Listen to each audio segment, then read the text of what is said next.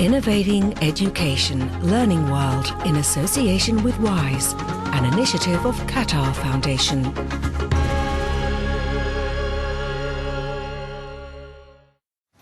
School rankings are one important criteria for many parents when considering their children's education. Today we explore the efficiency of this process and ask what can be done to save our failing schools. In many parts of the world, school rankings are based on national exam results, but a lot of people criticize this system, which continually sees private schools topping leaderboards. We went to Portugal to see how fair this approach really is. Carla Sousa chose for her daughter Catarina the same school that she attended when she was young. Basic and Secondary School of Scho, a public school in a difficult neighborhood of Porto. Never mind that she no longer lives there and that this school is at the bottom of the national ranking. It doesn't worry me at all. To me, it's important that my daughters feel good, that they succeed at school and that they do their homework. The school ranking doesn't worry me at all. Catarina studies technological sciences in the 10th grade and benefits from a scholarship that allows her to also study music. Despite what the ranking says, she's very happy there. She says the problem is not the education, but pupils' lack of motivation. Lots of them don't study, don't make an effort. But some have good grades and can go to university to study medicine, engineering, law.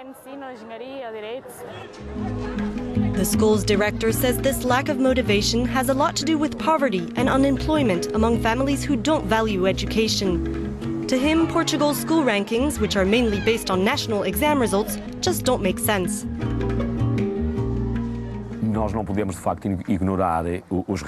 We can't ignore the rankings. Our school is defined by the state as needing priority attention, but we can't compare what is not comparable. For example, when we talk about colleges or private schools, we're clearly talking about radically different things because they select their teachers and their students, and the educational project is tailored for them.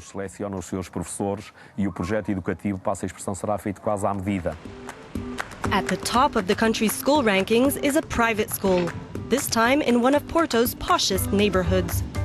But even its director doesn't find the rankings relevant.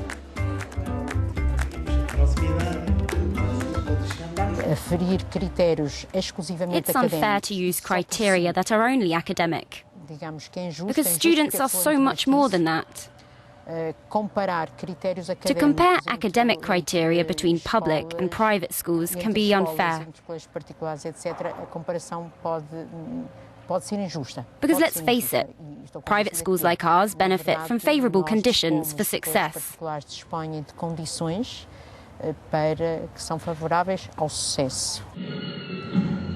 Her school offers tailored education where pupils can pursue extracurricular activities and work on a volunteer project.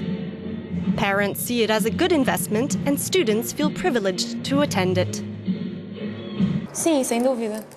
Yes, definitely, because it also helps me become a better person, and all of this will open doors for me in the future. Doors that wouldn't be open if I was in another school.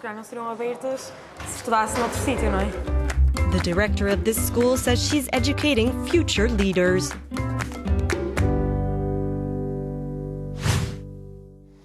Is it possible to transform a failing school into a competitive one? If so, what steps need to be taken to boost academic achievement? In this report, we go to Germany to see an example of how school performance can be turned on its head.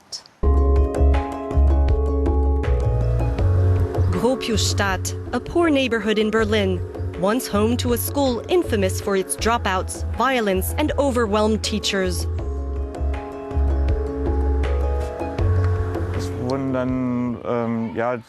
What happened outside of school was what mattered most, and our teachers were only reacting and trying to handle groups that had inevitably formed and were openly fighting with each other.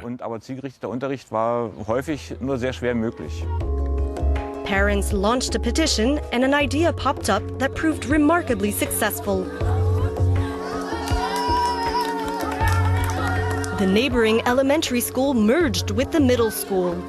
They now share a single campus and a comprehensive education project. Cooperation with social workers was strengthened and teacher-pupil relations revamped.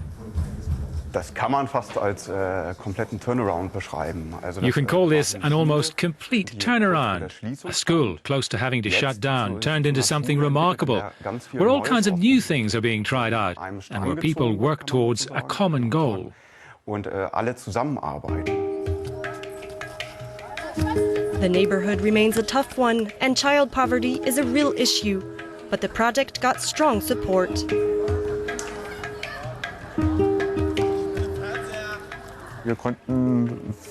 We managed to hire teachers who were interested in the project, interested in the common campus, and interested in the relational work that we offer here. 80% of the school's teachers were replaced. Among the new ones is Erkan Karakaya. He came from the south, where salaries are higher and social tensions in schools generally lower. The fact that they were turning everything upside down at this school was decisive for me. I come from a more conservative system, where change is generally not welcome. Here he can try new things to improve behaviors, such as having pupils paint their own classroom.